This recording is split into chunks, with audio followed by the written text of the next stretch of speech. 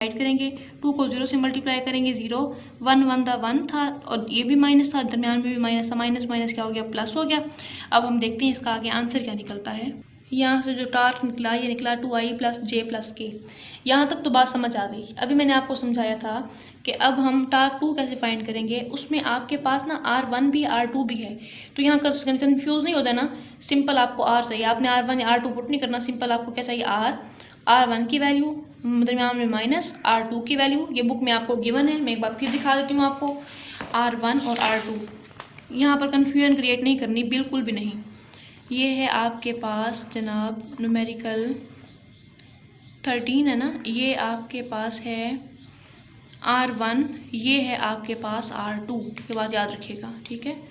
ये क्या है R2 और ये क्या है R1। टॉर्क फाइंड करने के लिए आपको R1 या R2 का सहारा नहीं लेना, आपने इन दोनों को कंबाइन करके सिंपल R निकालना है। तो फार्मूला है R = R1 - R2। इनको आपने सिंपल माइनस ही करना है, -j + k -i - k cancel, यहाँ बचा -j -i, अरेंज करके लिखेंगे -i - j भी हो सकता है। तो टॉर्क फाइंड करना है, फिर वही बात, R क्रॉस F है, R क्रॉस F में जो i है -1, R की वैल्यू -1 और फिर j में R की वैल्यू -1 और k है ही नहीं तो 0, फोर्स आपके पास पहले मौजूद थी, i कंपोनेंट्स का 1 था, j -2 था और k नहीं था तो हमने 0 लिख दिया था। फिर वही बात, फर्स्ट रो और फर्स्ट कॉलम हाइड होगा, 0 मल्टीप्लाई करेंगे 0, ये फैक्टर दोनों, ये वाली पूरी टर्म क्या हो जाएगी, 0 हो जाएगी। उसके बाद फिर यहाँ पर माइनस, फिर आप क्या करेंगे, फर्स्ट रो और सेकंड कॉलम को हाइड करेंगे। तो -1 को 0 से मल्टीप्लाई करें 0 और 1 को 0 से मल्टीप्लाई करें 0, ठीक है। लास्ट टर्म फर्स्ट रो और लास्ट वाला कॉलम हाइड करेंगे, -1 को 2 से मल्टीप्लाई करेंगे, 2 1 2 माइनस माइनस प्लस। उसके बाद 1 को 1 से मल्टीप्लाई करेंगे, माइनस का तो आएगा लेकिन इसके दरमियान में भी क्या होता था, माइनस माइनस माइनस क्या हो गया, प्लस, ये हो गया 2 + 1। यहाँ से आपको जो टॉर्क निकला वो क्या निकला, आपके पास 3k निकला, ठीक है। i भी नहीं है, j भी नहीं है, आप इसको यूँ लिख सकते हैं अगर लिखना चाहें, 0i + 0j + 3k, मर्जी आपकी, या सिर्फ आप 3k भी लिख सकते हैं। ये था न्यूमेरिकल नंबर 13। अब हम मूव करते हैं very very very very important numerical number 14 की तरफ। मोस्ट इम्पॉर्टेंट न्यूमेरिकल है, आइए देखते हैं जी। वेरी इंपॉर्टेंट न्यूमेरिकल बोर्ड के पॉइंट ऑफ व्यू से। स्टेटमेंट है, the magnitude of dot and cross product of two vectors are 6 and 3। ये यहाँ पर ना मिस्टेक है, ये है 6√3 and 6 respectively. Find the angle between the vector. दोबारा देखें, find the magnitude of dot and cross product. Dot product में भी दो वेक्टर यानी कि a dot b, cross product में भी दो वेक्टर यानी कि a क्रॉस b। माइंड में रखिएगा, a dot b and a cross b, ठीक है। ये डॉट प्रोडक्ट के होंगे, ये क्रॉस प्रोडक्ट के होंगे। जो a डॉट b का मैग्नीट्यूड है वो क्या है, जो a क्रॉस b का मैग्नीट्यूड है वो क्या है, a डॉट b का जो मैग्नीट्यूड है वो है 6√3 और जो a क्रॉस b का मैग्नीट्यूड है वो क्या है, 6। आपने सिंपली क्या फाइंड करना है, एंगल। न्यूमेरिकल की तरफ आते हैं। अभी आपको बताया ना, a डॉट b का जो मैग्नीट्यूड है वो है 6√3। हमने एंगल फाइंड करना है तो हम a डॉट b से कोई लेना देना नहीं है, हम यहाँ पर पुट करेंगे इसकी वैल्यू, यानी कि a डॉट b किसके बराबर होता है, A B cos of theta. तो यहाँ पर ये लिखा A B cos of theta किसके बराबर है, 6√3। ये मैंने खुद से नहीं लिखा, ये आपकी स्टेटमेंट में बुक में। अच्छा, फिर उसके बाद उसने कहा ए क्रॉस बी जो है उसका मैग्नीट्यूड है 6, तो आप ए क्रॉस बी नहीं लिखेंगे, आप लिखेंगे ए बी, ठीक है, साइन ऑफ थीटा। उसका जो मैग्नीट्यूड है वो क्या है, 6। खुद से पुट नहीं किया, बुक में है ये भी।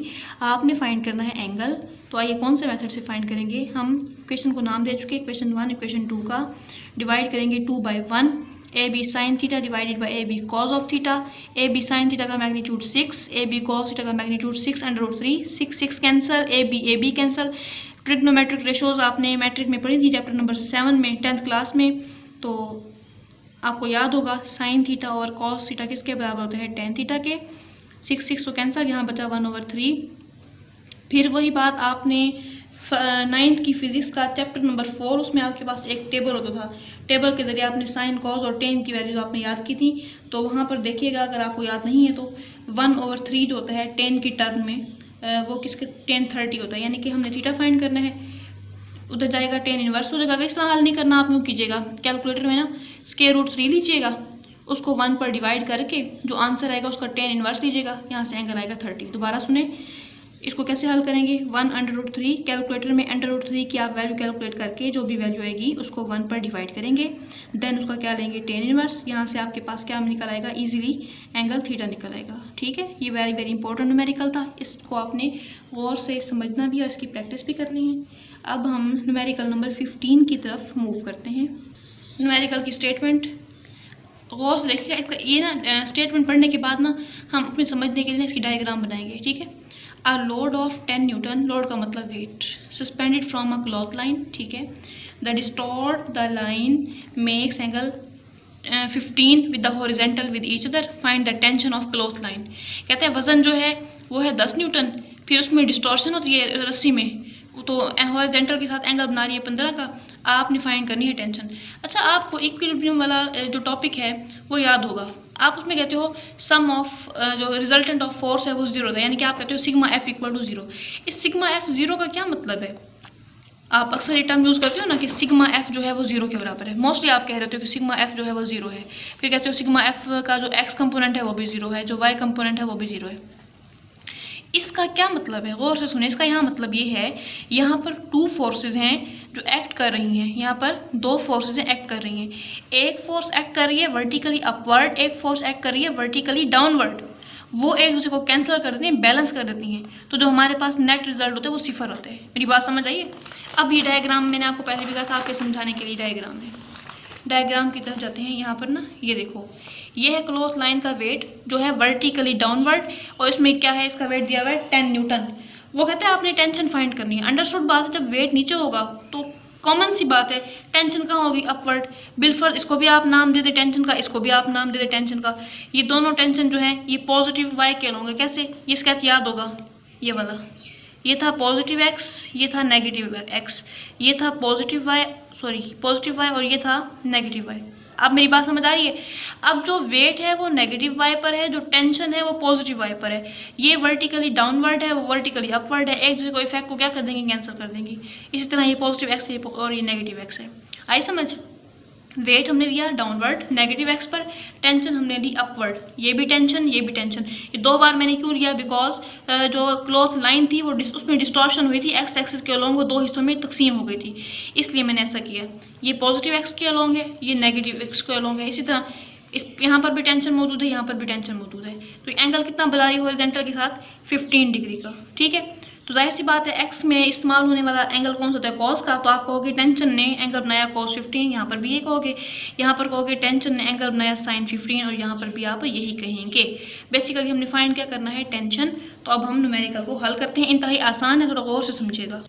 अभी पढ़ा आपने, लोड दिया हुआ है आपको 10, एंगल आपको दिया हुआ है 15, टेंशन आपने फाइंड करनी है। अप्लाइंग फर्स्ट कंडीशन, वही बात, सिग्मा एफ इक्वल टू 0, इसको तो आप जहन नशीन कर रहे हैं ना, सिग्मा एफ इक्वल टू 0। फिर अभी आपने बात की कि जो उसमें डिस्टॉर्शन हुई है वो अलॉन्ग एक्स एक्सिस हुई है, तो इसलिए मैंने यहाँ पर एक estimation F X equal to 0। अच्छा, अब देखो यहाँ पर आप कह रहे हो कि सम ऑफ फोर्सेज इक्वल टू 0। अगर हम यहाँ पर यूँ लिखें T cos theta equal T cos theta, तो हमें कोई मसला नहीं, हम लिख सकते हैं। ठीक है, अच्छा टी नहीं है हमें पता, टी वैसे लिखा, कॉस हमें पता है, एंगल हमें क्या दिया हुआ है 15, इसको इधर प्लस का था, इस तरफ आकर किसका हो गया, माइनस का, तो T cos theta minus T cos theta equal to 0। 0 क्यों लिखा, हमारी कंडीशन थी, ये दोनों आपस में क्या हो जाएंगे, कैंसिल। तो एक्स एक्सिस के अलोंग टेंशन थी ही नहीं, एक्स एक्सिस के अलोंग हमने कोई कंपोनेंट फाइंड नहीं करना था, हमने टेंशन फाइंड करी जो कि वाई के अलोंग है, सिग्मा एफ इक्वल टू 0। फिर वही बात, ज़रा गौर से सुनिएगा, फिर वही सम ऑफ फोर्सेज इक्वल टू 0। यहाँ पर भी 2 फोर्सेज हैं, लिसन केयरफुली, यहीं पर आपको थोड़ा प्रॉब्लम होगा। 2 फोर्सेज हैं, कैसे, पहली फोर्स है टेंशन, दूसरी फोर्स क्या है, वेट। यानी कहना ये फोर्स नंबर 1, ये फोर्स नंबर 2, ये फोर्स नंबर 3, नो, ये टेंशन है और ये क्या है, वेट है। Tension along positive Y, weight along negative Y. इसको 2 पीसेस में क्यों डिवाइड किया, बिकॉज हमारी क्वेश्चन की स्टेटमेंट की रिक्वायरमेंट्स थी कि जो लाइन थी क्लॉथ लाइन वो डिस्टॉर्ट हुई और अलोंग एक्स एक्सिस, तो उसने जो एंगल बनाया 15 का, जाहिर सी बात है उसमें डिस्टॉर्शन होगी तो आपने टेंशन को भी आपने स्प्लिट कर दिया था। तो ये एक फोर्स, ये दूसरी फोर्स, हमारी भी रिक्वायरमेंट्स यही है। ये मैंने माइनस का साइन क्यों लगाया, ये माइनस का साइन इंडिकेट कर रहा है कि जो वेट है वो वर्टिकली डाउनवर्ड है, जो टेंशन है वो वर्टिकली अपवर्ड है। ठीक है, तो इन दोनों को हल किया तो ये हो जाएगा 2 sin 15 इक्वल टू वेट। हमारी रिक्वायरमेंट्स के मुताबिक हमने टेंशन फाइंड करनी है, टेंशन को इधर छोड़ा, वेट ऑलरेडी इधर था, 2 sin 15 यहाँ मल्टीप्लाई था, इस तरफ आकर क्या हो गया, डिवाइड हो गया। ठीक है, टेंशन वेट आपको दिया हुआ है 10, 2 sin 15, इसको सॉल्व करते हैं और फिर टेंशन की वैल्यू निकालते हैं। वेट आपने पुट कर दिया 10 और 2 और साइन आपके 15 लेंगे तो ये आ जाएगा। इनको समराइज़ करेंगे तो टेंशन आपके पास निकला 19.30 न्यूटन। ये था आज का लेक्चर और न्यूमेरिकल चैप्टर नंबर 2 के कंप्लीट हुए। ठीक है, आई होप कि आपको अच्छी तरह से समझ आ गया होगा और आपने इस चैप्टर के न्यूमेरिकल के विद एग्जांपल्स आपने नोट्स भी बना लिए होंगे और प्रैक्टिस भी कर ली होगी और शॉर्ट क्वेश्चन भी आपने अच्छी तरह से प्रिपेयर कर लिए होंगे। ठीक है, अब इंशाल्लाह हम नेक्स्ट लेक्चर में चैप्टर नंबर 3 पढ़ेंगे और till then take care of yourself. अल्लाह हाफिज़।